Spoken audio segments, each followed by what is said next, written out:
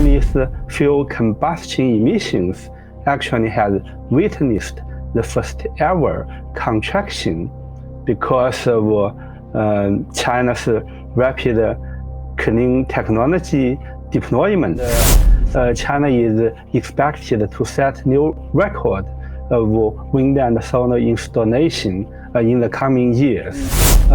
European car manufacturers such as Volkswagen from Germany, they started to buy stake in key Chinese EV and battery storage companies.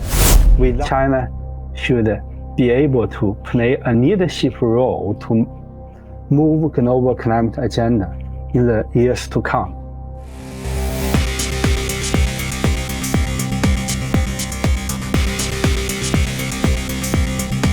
Meet Kevin Tu, a guy who swapped oil rig suits at Sinopec for think tank blazers at Agora. He spent over 20 years wrangling fossil fuel supply chains, reforming energy markets, and building bridges between climate nerds and coal miners. Now he heads Agora Energy China, teaches at Beijing Normal University, and advises top global institutions, Columbia, IFRI, Oxford's energy team, basically doing the diplomatic kung fu in energy policy. But Kevin's not just talking about peak emissions. He's throwing events, launching annual China Energy Status Reports, and has won 23 China Net Zero Special Contribution Award for Agora. He's the kind of a guy who can go from grid reform details to EU-China dialogues in one breath. Behind that is a deep commitment to ensuring China's renewable revolution is equitable, economically strategic, and geopolitically savvy. Kevin, welcome. Thank you very much for having me. What made you walk away from engineering at Sinopec and step into the world of energy policy? So after my undergraduate education, I worked as a construction engineer for the Chinese oil and gas industry. Then I moved to Shenzhen, one of the most promising cities in China in late 1990s. Back then, I have witnessed the rapid urbanization of China's urban center, as well as witnessed what happened to the environment because of the rapid urbanization in this country. So I become deeply interested about environmental implication of China's rapid development. So that's what made me decided to pursue my graduate studies in North America. Then I moved to Canada to pursue my Master of the Resource Management. This is how I started to step into the world of energy policy. Why Agora? What did you feel here that you didn't find elsewhere? Agora is a very, very unique organization. Before my affiliation with Agora, I have already heard about this organization. Then, several years ago, I was approached by the senior management of Agora to help redesign its China strategy. When I first traveled to Agora headquarters in Berlin, the impression is very good. First of all, I'm impressed by the culture of the organization because staff are from different continents, different parts of the world. They are so open-minded. They are so enthusiastic about the future of the planet. This is the first impression. The second one is because of the location of the office. is very close to the Museum Island in Berlin. So when I walked in the surrounding region, this could help me to better feel why it's so important to protect the environment as well as to pursue a career in the field of sustainability and climate change. Why do you think China's emissions are hitting the plateau now, and what's the story behind that shift?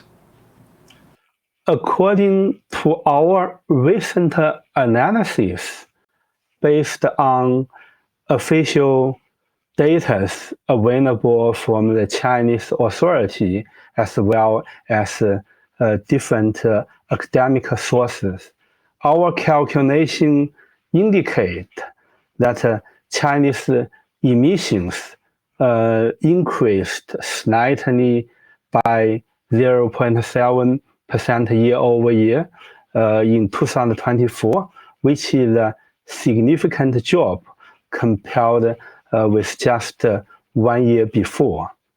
In addition, if we look at the longer term trend, China's carbon dioxide emissions actually will grow much faster, near double digit, just a few decades ago. But currently, if you look at the most recent data, during the first quarter of this year, Chinese fuel combustion emissions actually has witnessed the first ever contraction because of China's rapid clean technology deployment.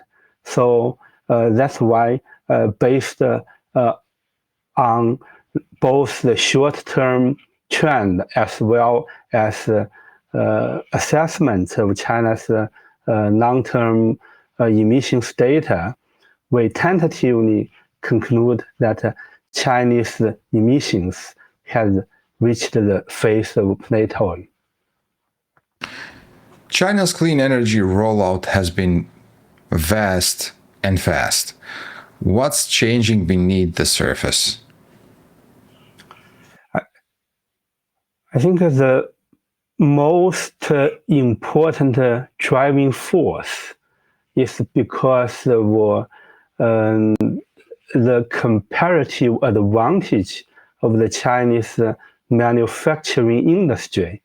Because when China developed its clean energy supply chain, the key stakeholders in China not only focus on a specific segment of the supply chain, they are looking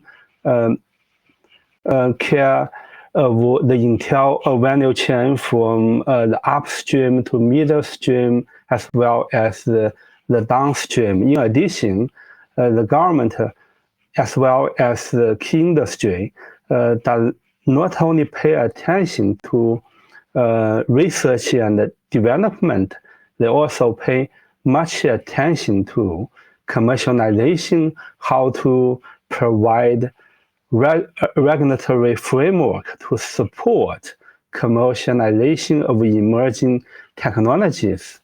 Last but not least, in the past several decades, Chinese key stakeholders have also spent lots of energy on international collaboration by learning from experience and lessons from other countries, especially European and Americas. Inside the provinces, how deep is the appetite for real energy reform? When we look at China from a regional perspective, we need to pay attention to the fact China is a country with vast geologies as well as very complicated regional circumstance. So that's why in some part of the country, province focus on coal mining or oil and gas production. In other parts of the country, province focus much more attention on consumption, how to lower the cost of energy. So that's why the incentive for in-depth energy sector reform vary across the country. Even within one specific province, some key stakeholders are quite supportive of in-depth clean energy transition. However, there are also vested interest group who sometimes are not so supportive of climate change agenda as well as clean energy transition. However, having said that, if we look at the country as a whole, key stakeholders are generally moving towards the in-depth energy sector reform because of the so-called dual carbon goal of peaking national carbon emissions before 2030 and achieving carbon neutrality before 2060.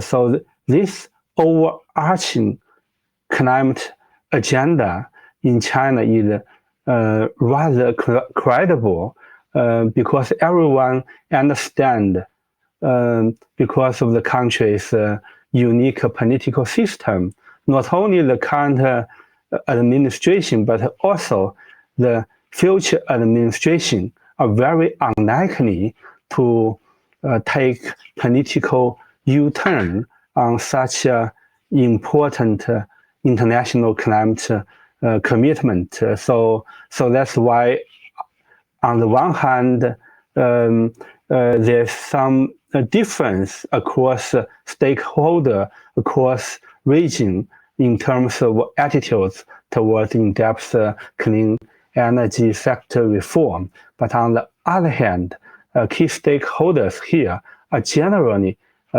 supporting energy transition agenda in this country. And that's really true when you see it. China is really on course, and it's in a big renewable swing. How much do you think this will continue to grow over next 5 or 10 years?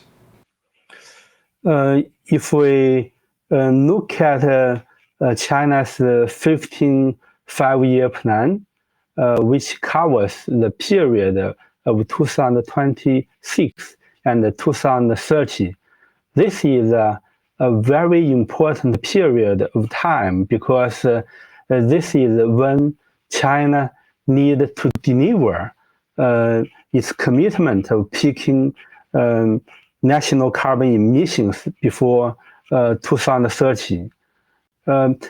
Because currently China still relies on coal for more than half of its primary energy consumption, and also coal account for more than 70% of China's carbon dioxide emissions. China will need to find solutions to drastically suppress and retard coal consumption in order to meet its emissions peaking goal. So in this regard, renewable is considered as one of the most important solutions to tackle China's climate challenges. So that's why the country has continuously set records of wind and solar power installation. We expect China's renewable development will continue, and China is expected to set new record of wind and solar installation in the coming years. So that's why renewable development is very promising, and the outcome in China is also quite important to support the global pledge of tripling renewable capacity.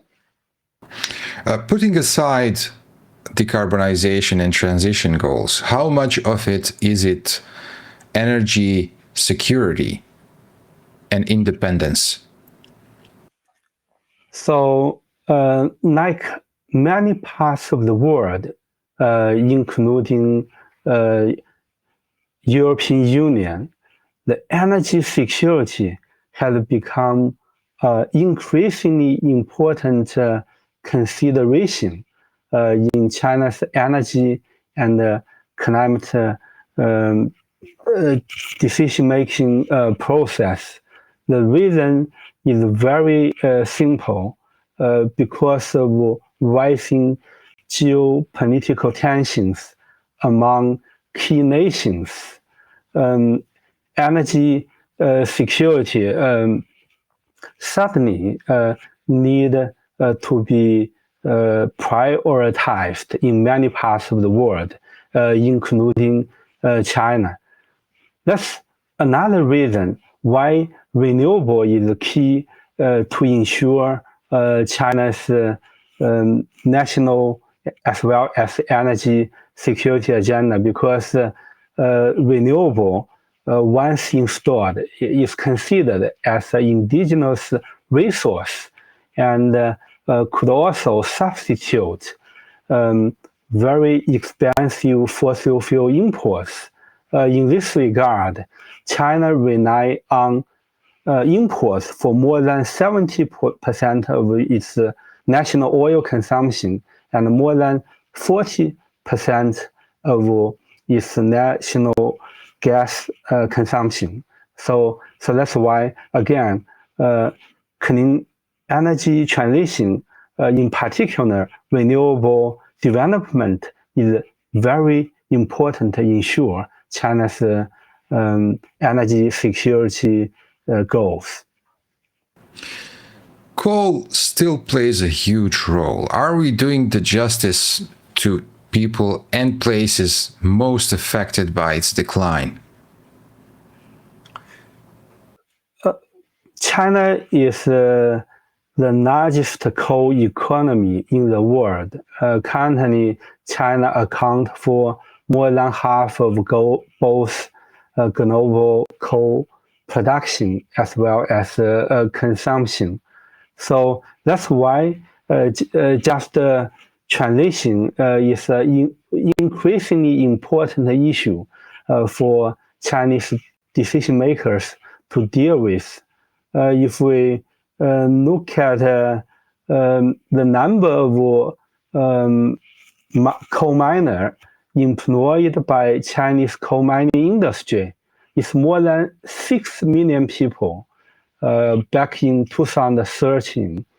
Currently, the number is no more than 3 million people. So in slightly over 1 decade, although Chinese coal output has increased, the number of people employed by this sector has been more than halved.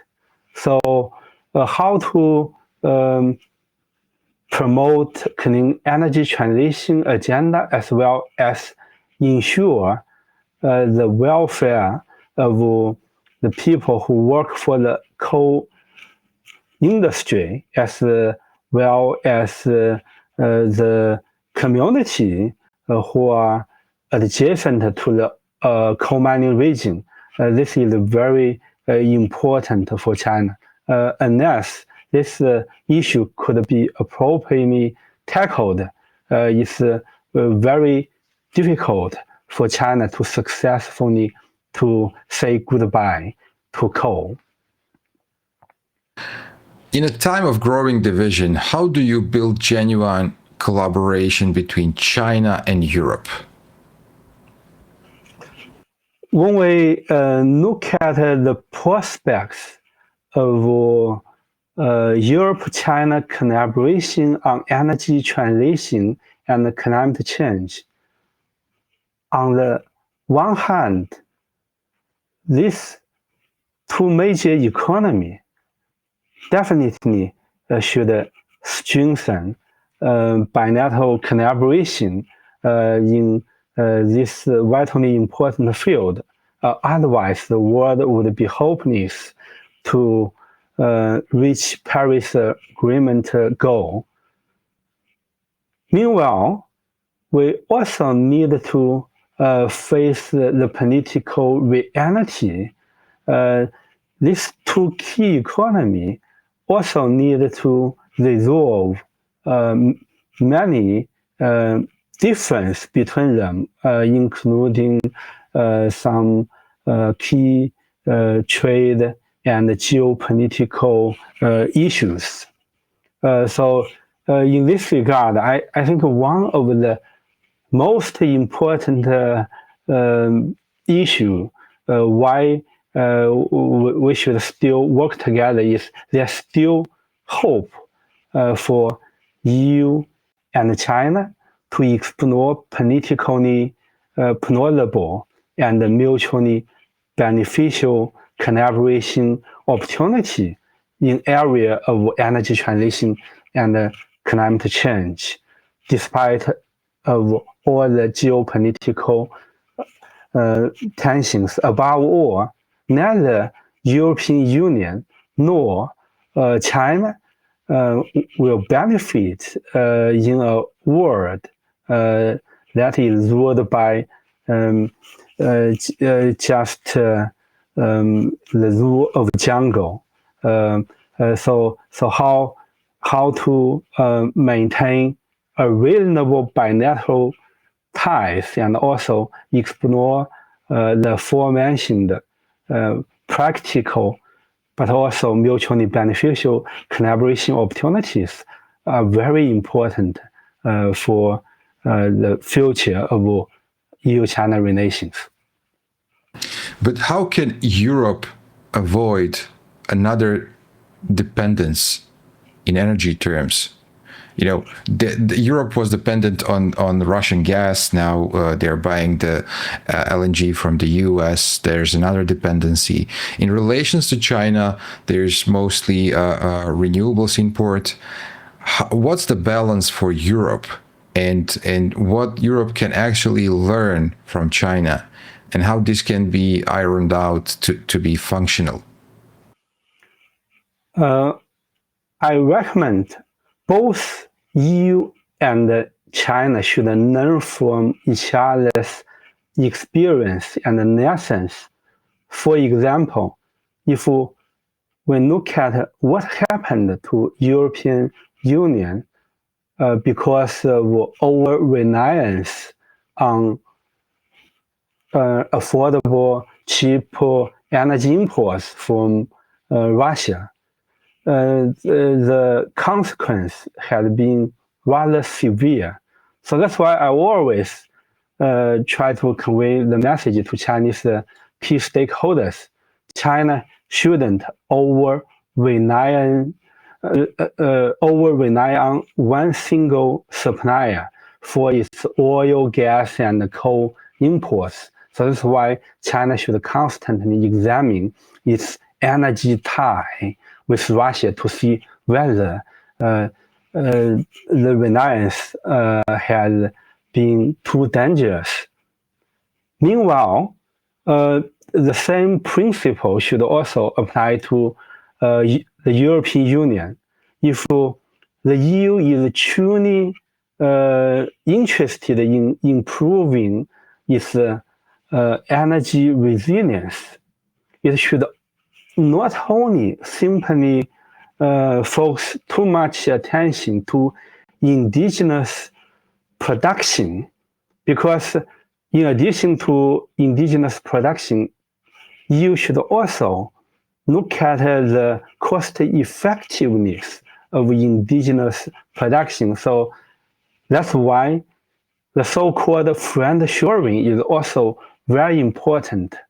In the Chinese context, China also have a similar terminology. China call it the third-party market collaboration. So if both the EU and China could look at bilateral engagement through this angle to see whether EU company and Chinese company may collaborate in region that has rather reasonable relations with both parties, for instance, in North Africa, in Middle East, or in Southeast Asia.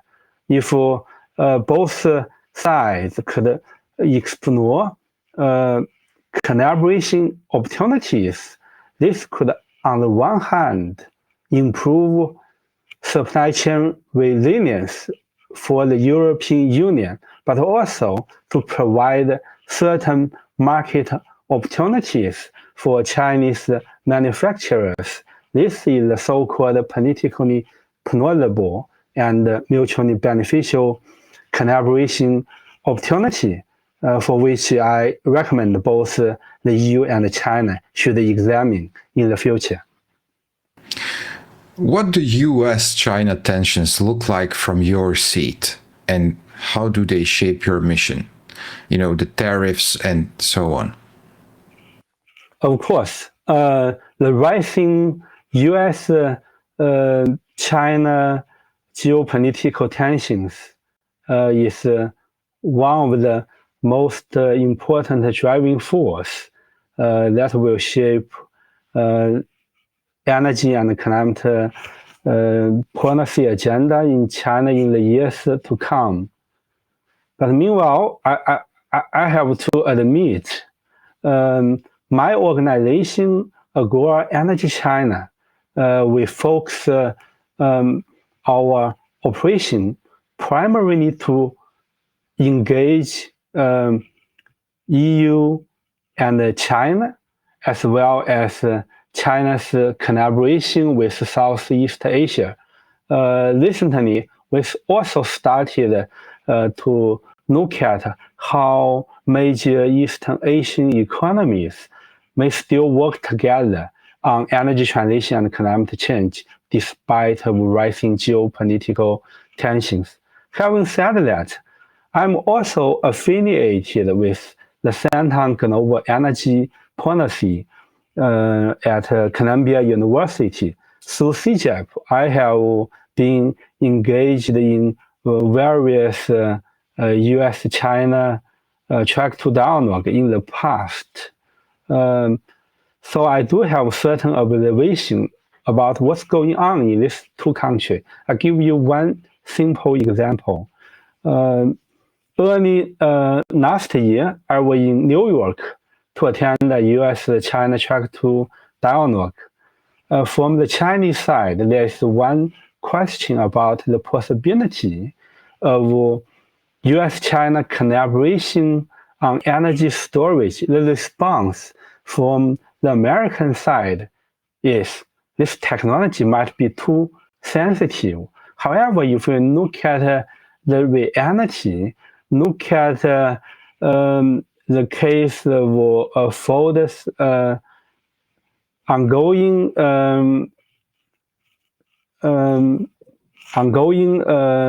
battery storage project that aim to collaborate with Chinese battery manufacturers without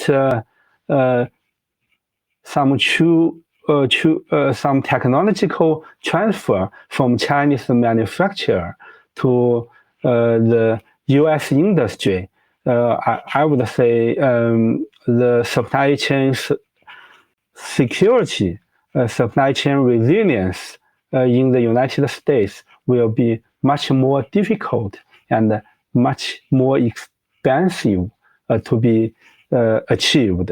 So that's why I do believe, despite of all the geopolitical tension, both US and China should still sit down and carefully examine in those fields that bilateral collaboration are still plausible and also are also very mutually beneficial. So if no collaboration are allowed between these two countries, this will become a lose situation for both economy on the one hand, but also will undermine global climate agenda.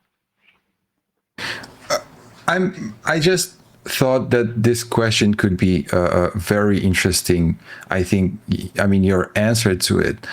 Let's look at just one sector. Let's say electrical vehicles. China is booming right now, and the world is, other worldwide automakers are far behind them. How do you see this? And potentially, them they are seeing this as a threat from China, but this is also good for the climate and it's good for the competition. How do you see this field progressing in upcoming 5 years? On the one hand, we need to pay attention. Elon Musk's Tesla has done very well in the field of electrical vehicle, and also Tesla is one of the best selling brand in China's vehicle market. Many of my friends actually they own a Tesla. So, but meanwhile, I also admit if we look at how Chinese manufacturers have progressed in the field of electrical vehicle, the progress has been quite impressive. But meanwhile, if we look at how the competition in the field of EV could be better handled, I do believe there's better way rather than rising tariffs against Chinese EV imports. One of the reasons why Chinese EV manufacturing industry is so successful is China's willingness to allow Tesla to build a gigafactory in Shanghai, which actually has forced Chinese indigenous manufacturers to innovate themselves in order to catch up and compete with Tesla domestically.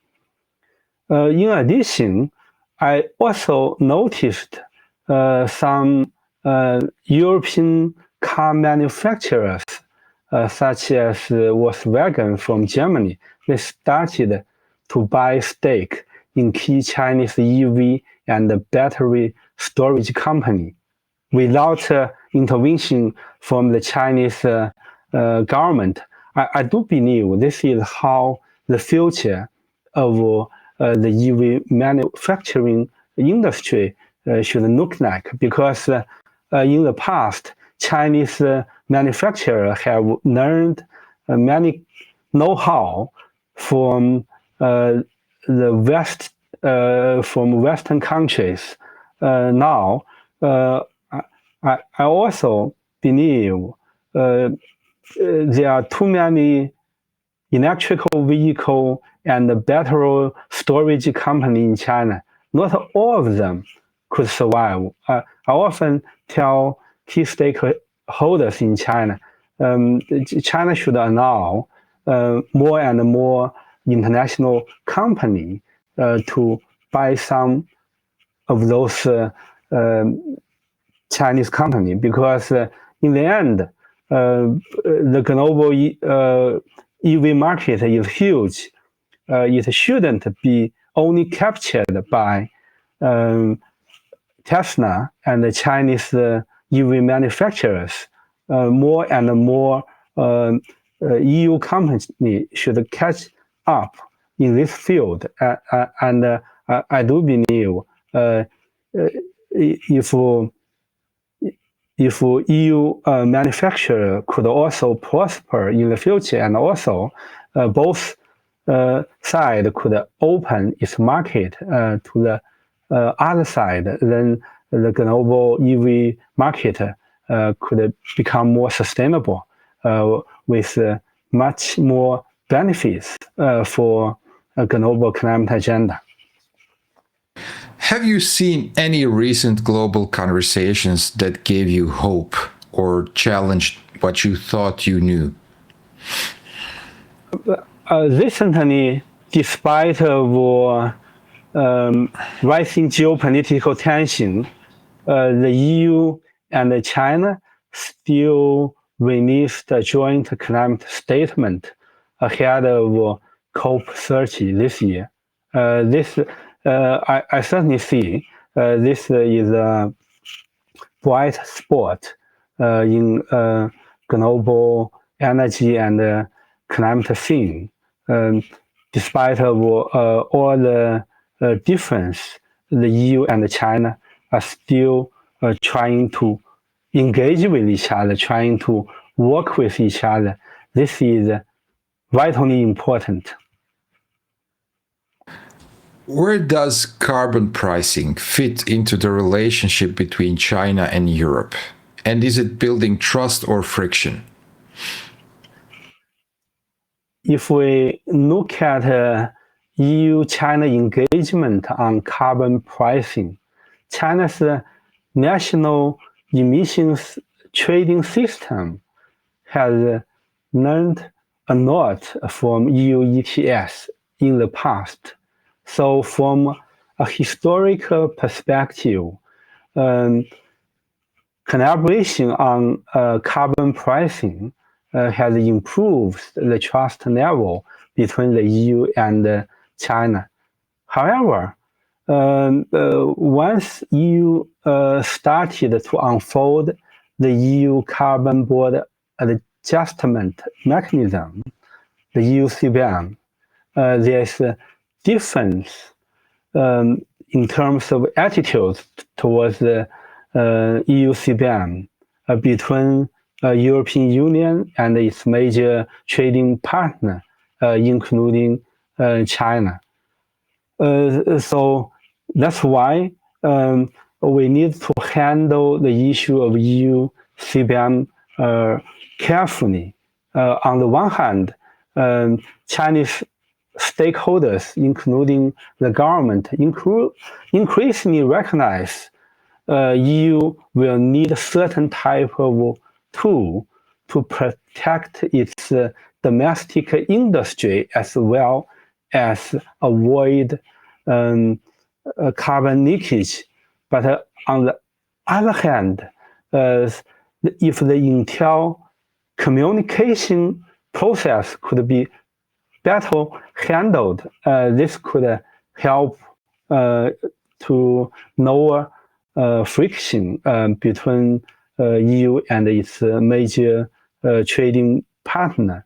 So that's why I do encourage both sides should continuously organize, try government-to-government exchange 1.5 track dialogue as well as track 2 exchange between civil society organizations. When people say hydrogen is the next big thing in China's industry, do you buy it?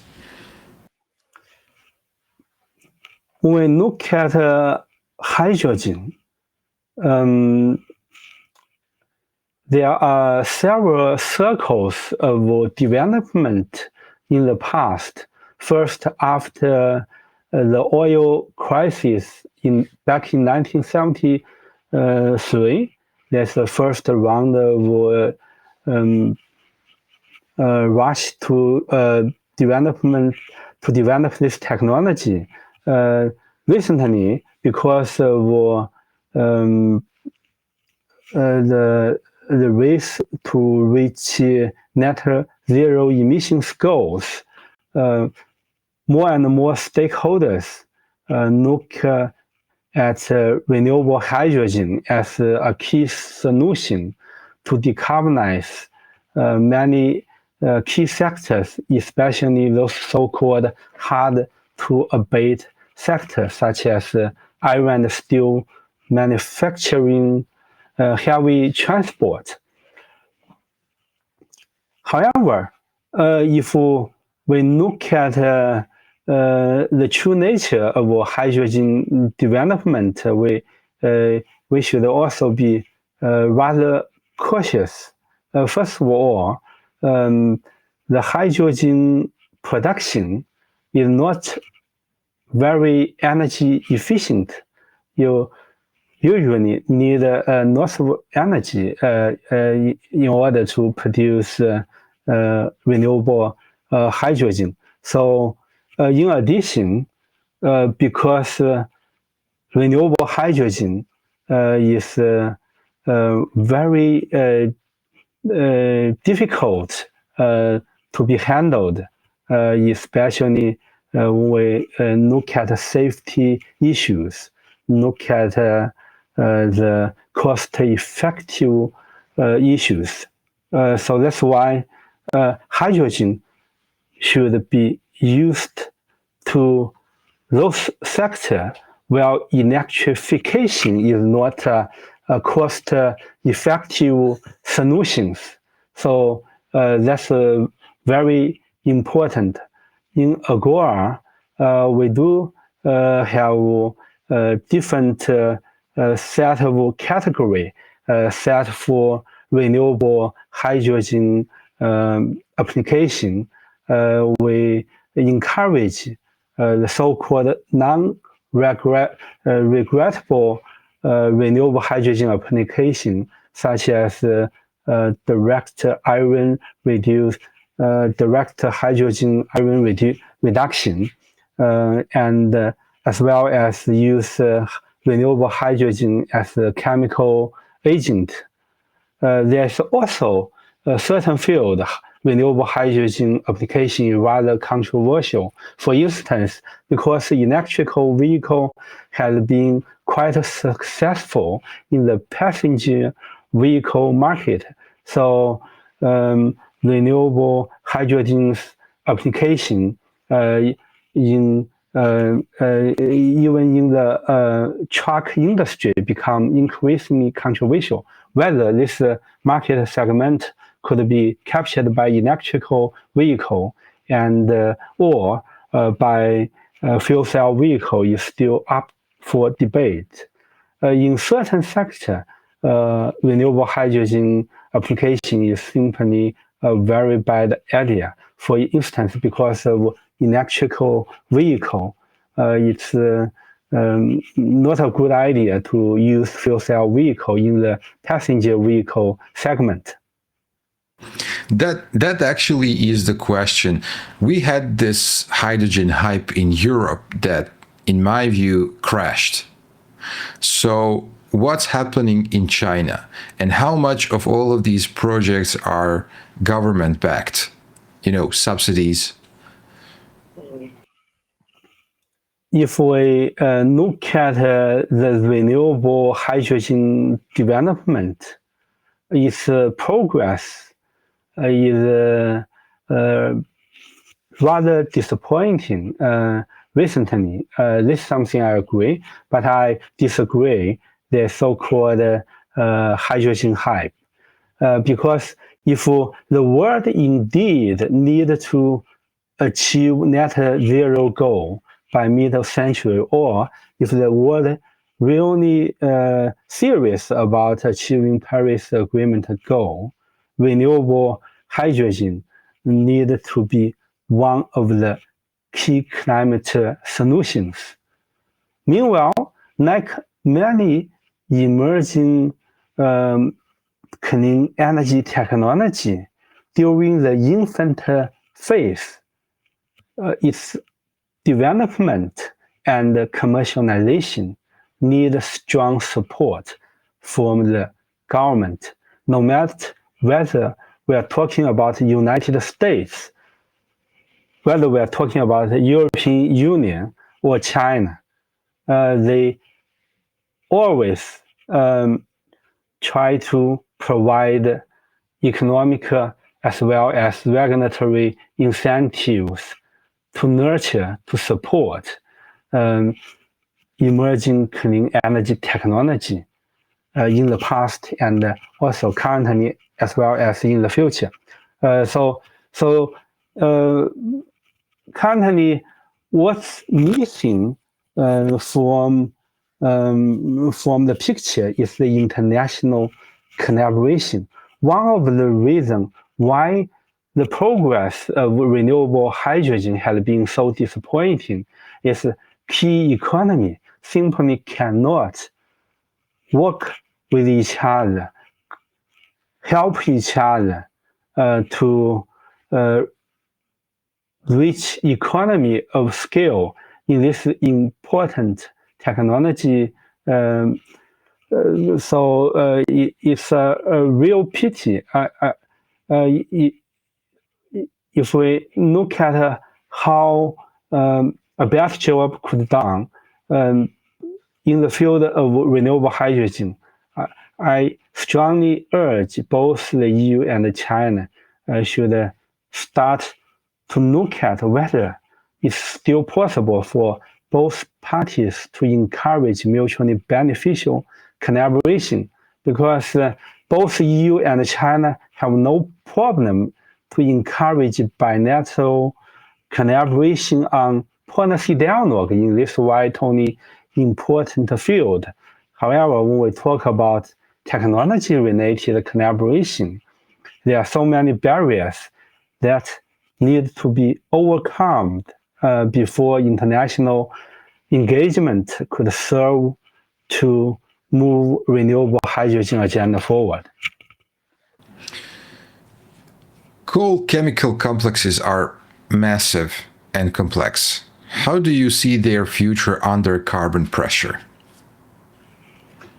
When we look at the so-called coal chemical industry in the Chinese context, they are either categorized as the so-called traditional coal chemical industry, such as coke manufacturing coal to ammonia, or the so-called modern coal chemical industry, including coal to oil, coal to gas, coal to olefin, among other chemicals. In the Chinese context, because of the rising anxiety over energy security, I agree with the argument that coal chemical technology could help China to improve its national energy security. However, because of coal chemicals heavy energy as well as emissions footprint, this technology should definitely be strictly positioned as a backup technology. So that's why, on the one hand, I believe China should have its own reason to spend resources on research and development as well as commercialization of its coal chemical industry. However, once the technology is proven by pilot project, China should be extremely cautious not to scaling the manufacturing capacity too much. Otherwise, the water pollution as well as climate implications of the coal chemical industry should also be carefully evaluated. Having said that, in recent years, we have witnessed different trends in this sector. Sometimes when the capacity expansion is overheated, then the government always try to slow down its development. But on the other hand, when international oil price become high, then at the local government level, there is also incentive to further develop this technology. Above all, China really need to be cautious on this technology, because when we talk about coal chemical development, it's not only about short-term economic gain. China should also carefully evaluate whether develop this technology at scale truly be compatible with its climate neutrality goal. The grid is evolving fast. What's the missing link to making renewables truly work at scale? When we look at renewable development in China, on the one hand, China is the largest renewable manufacturing economy as well as renewable market in the entire world. However, China excels only in utility scale renewable development. So one of the weaknesses of the Chinese power system is its inability to rapidly develop the so-called distributed renewable resource, especially rooftop solar panels. The reason is very simple. China has one of the most reliable power grid system in the country, in the entire world. However, the Chinese grid system is only well suited to absorb gigawatt thermal power generation in hinterland, and the transmission power at scale via ultra-high voltage transmission line and sent to the node center in coastal region.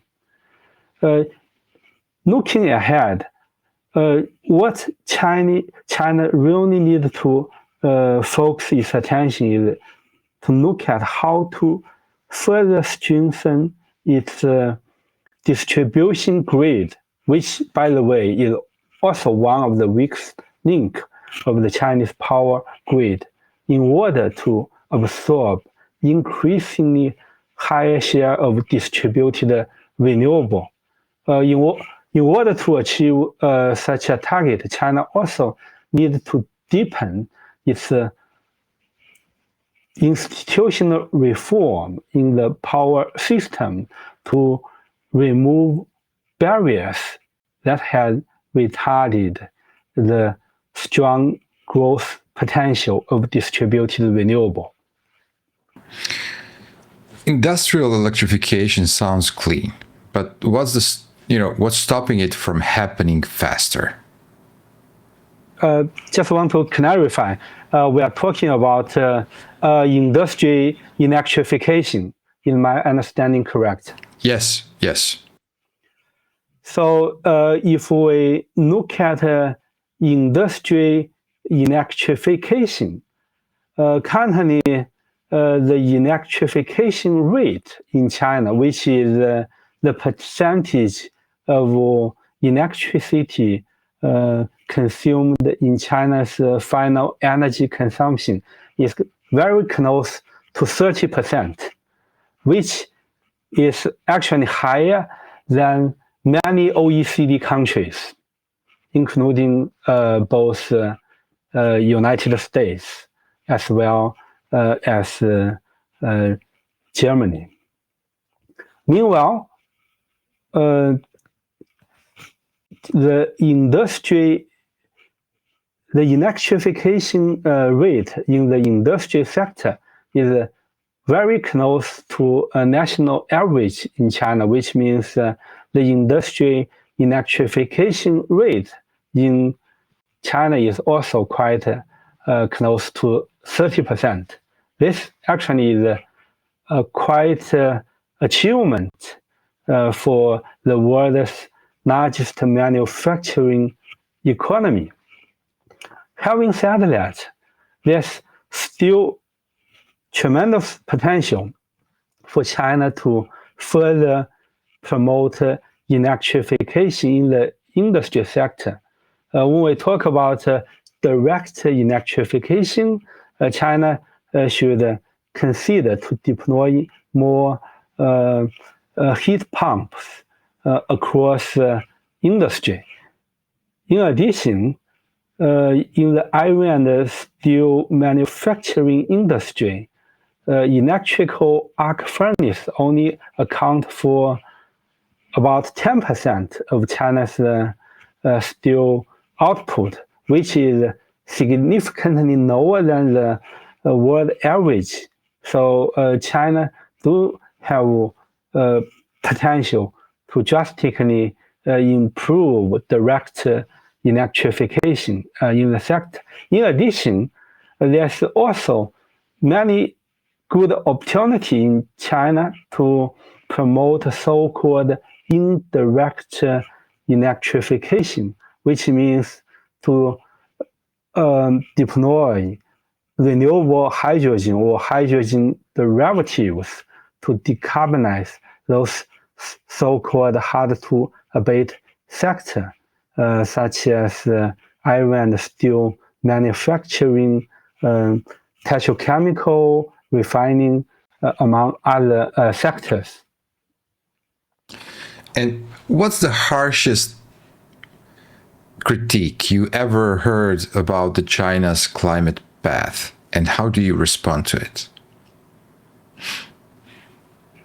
When we look at China's climate pathway, it's very important to understand the China's dual carbon goal,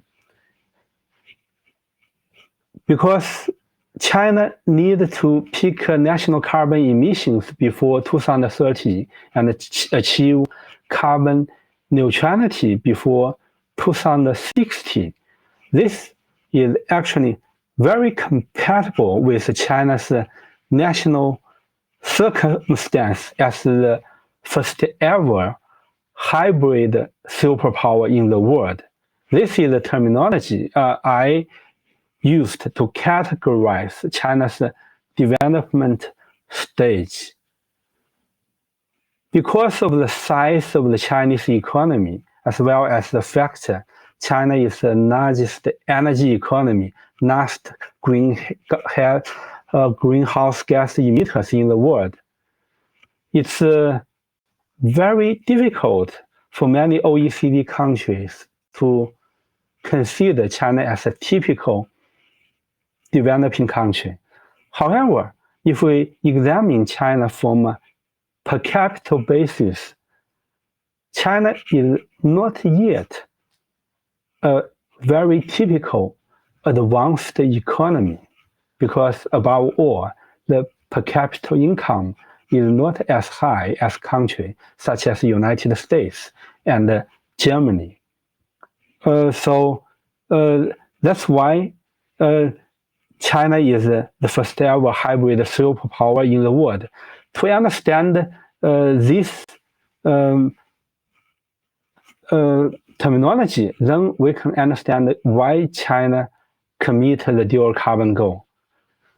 Because China's top leadership grew up when the country is still a very poor and backward developing country. So they have the so-called developing country mentality.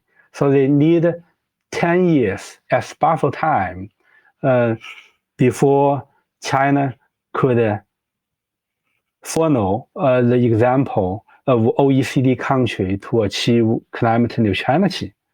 But on the other hand, after 2030, when next generation leadership come into power, they grew up in a country, that's much more powerful. The next generation leadership will have more superpower mentality. Then China's climate policy and environment policy will increasingly mimic those of OECD countries. So that's why China will start to enter the phase of climate neutrality right after 2030. So this is one of the most important factors about China's climate pathway in the future.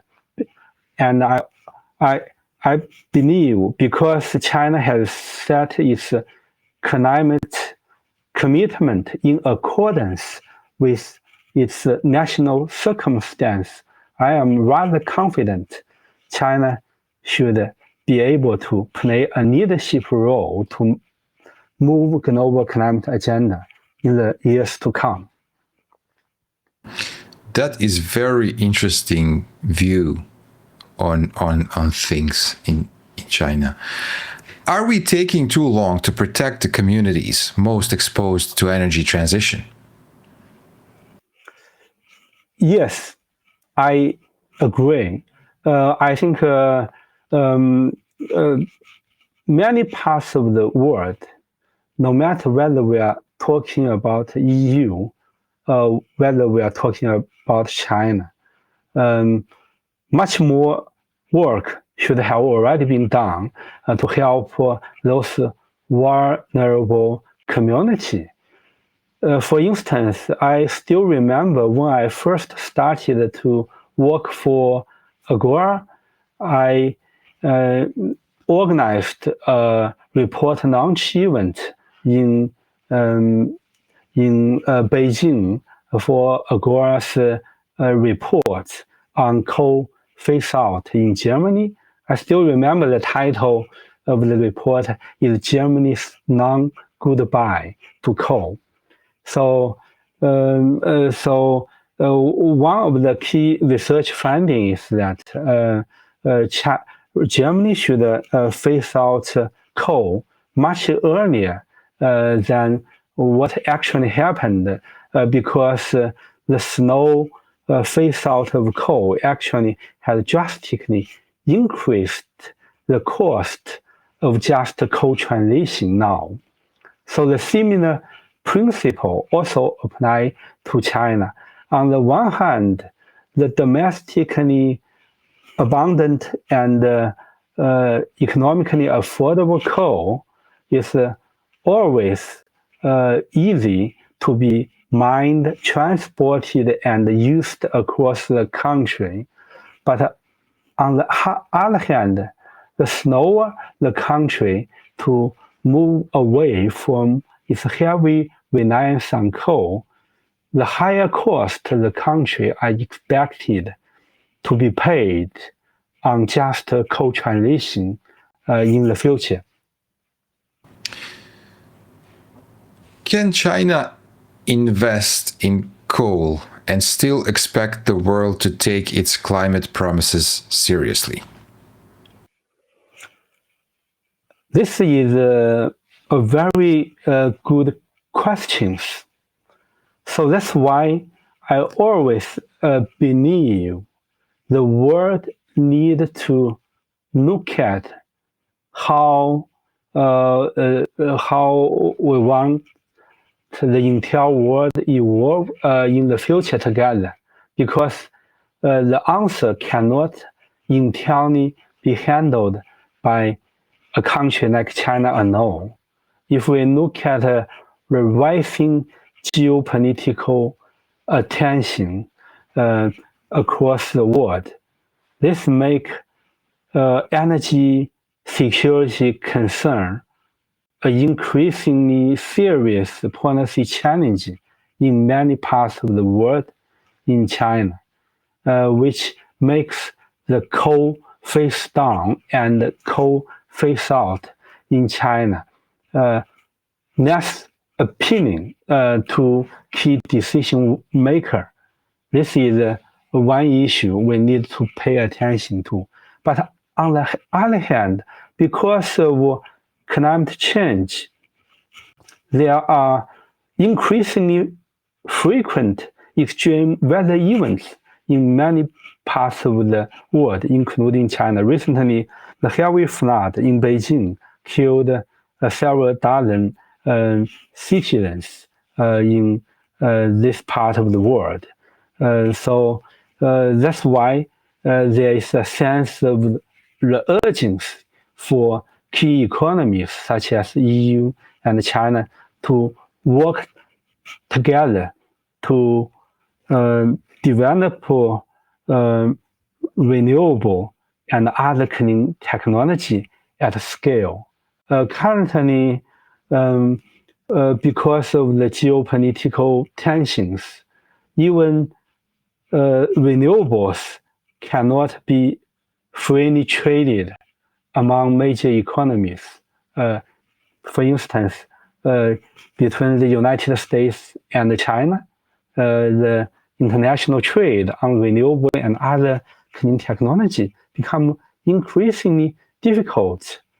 So that's why major economies need to be very cautious to look together how to lower geopolitical tensions in order to encourage positive trend development such as renewable development in China, as well as retard negative development such as continuously permitting of coal-fired power plants in China and some other parts of the world. And finally, how much do politics, not policy, hold back real change on the ground?